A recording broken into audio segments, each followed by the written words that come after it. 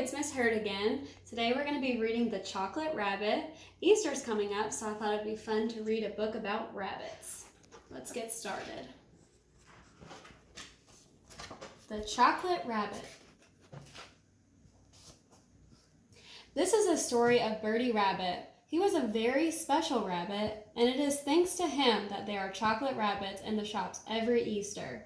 Birdie had two sisters, Polly and Patty. Every day they complained loudly, "Must we go to school?" But Mother Rabbit wanted them to be very wise, and she made them go. She cooked their breakfast, cleaned their ears, and combed their silky fur and whiskers, and sent them off with their lunch boxes. Birdie's father was a fine artist. He earned enough to keep his family by painting Easter eggs. He used many colors and many patterns. He painted eggs blue or pink with blue stripes. He decorated them with tiny flowers and sometimes with shining stars or even with wavy colored lines. He was very clever. Every year, Father Rabbit set aside a little of his hard-earned money until he could announce proudly, "We're going to have our photograph taken." While Father Rabbit spent his days painting eggs, Mother Rabbit looked after the house and made sure Birdie and his sisters went out to collect fine, fresh eggs. The young rabbits enjoyed taking their baskets into the countryside, but Birdie often ran off to play with his friends, and he ate every carrot he could find. Best of all, Birdie liked to go off on his own.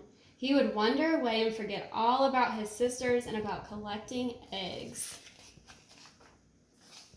Polly and Patty returned with their baskets full of eggs and the latest joke they had heard in the hen run, such as, "Cook, cook, there are spots on this chicken, that's all right, it's only chicken pox." One day, Birdie Rabbit had collected some particularly fine eggs. "Hello," said the mice twins who were sitting sunning themselves. Birdie stopped to talk to them, leaving his egg basket balanced on a stone. Crash! The basket fell over, tumbling the eggs onto the ground. "Oh dear," said Birdie, trying to scoop them up. "What shall I do?" wailed Birdie, running to his sisters. "Cheer up, Birdie," said Polly. "You can have some of mine. Mother will never know." That night, Mother Rabbit was so pleased with her children that she decided to make a chocolate cake. After carrots, this was her favorite food. She set her alarm clock and settled down to sleep. Brrr, brrr, rang the alarm, and Mother Rabbit got up to prepare the chocolate. When it was ready, she put the saucepan on one side to cool and crept back to bed.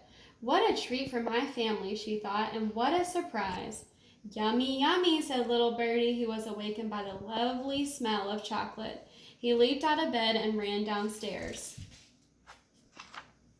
Birdie climbed on a stool. "Just to look," he said. Then he put one little paw into the saucepan, just to taste.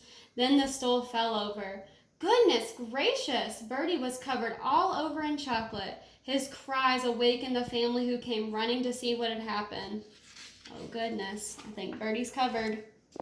They stood around speechless until suddenly Father Rabbit shouted, "I've got an idea, a marvelous idea.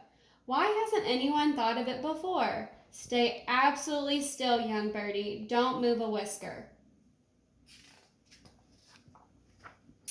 Father Rabbit quickly got his tools and a piece of wood and started to carve. Soon he had shaped the wood so that it looked exactly like poor little Birdie, all covered in chocolate.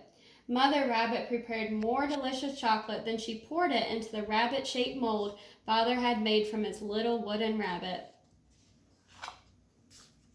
While the chocolate was setting, Mother Rabbit turned to Birdie. "Off you go and wash away every bit of chocolate. I want to see my own rabbit again." At last the family settled down to breakfast, chattering excitedly. "We've seen the first chocolate rabbit," chanted Polly and Patty. From that day, many, many chocolate rabbits appeared in shop windows, and many, many of them were made by the rabbit family. At Easter time, chocolate rabbits even appeared sitting among Easter eggs on very special cakes. And who do you think delivered all those chocolate rabbits? Why, little Birdie, of course, with his own yellow cart, and he never dropped a single one. The end. Bye, guys. Love and miss you all.